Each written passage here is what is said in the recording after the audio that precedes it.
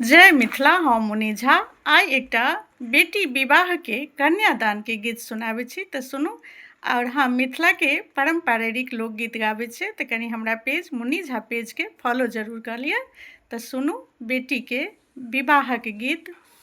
धिया के कैलनी बाबा बड़ी के सामरी पानी, बड़ी के सामरी पानी, नयना सझरनी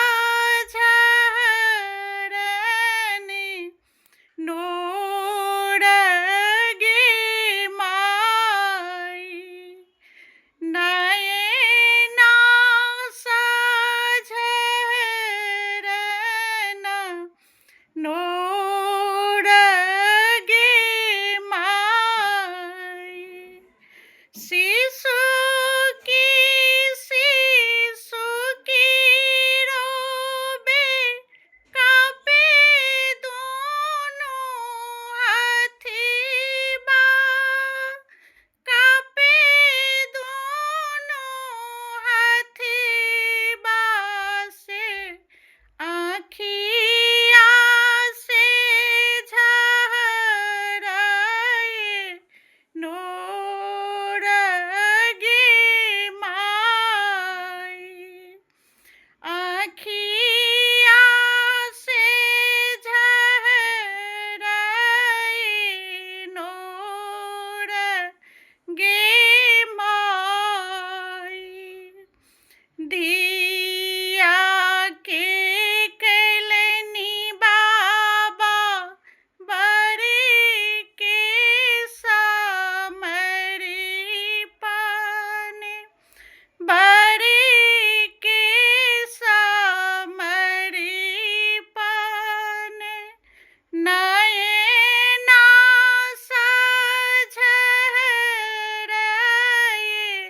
नूर गे माई, नयना सझरए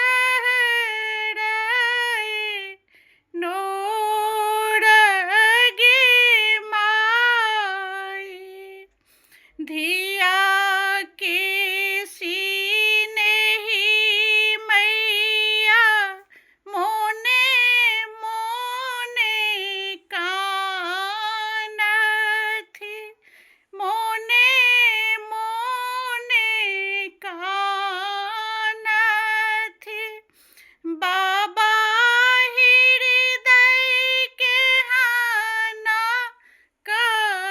कठोर गे माई, बाबा हृदय के हाना कठोर गे माई, धिया के कैलनी बाबा बड़ी के सामरी पानी, बड़ी के सामरी पानी, नयना सझरए नूर गे माई, नयना सझरए नूर गे माई। जय मिथिला।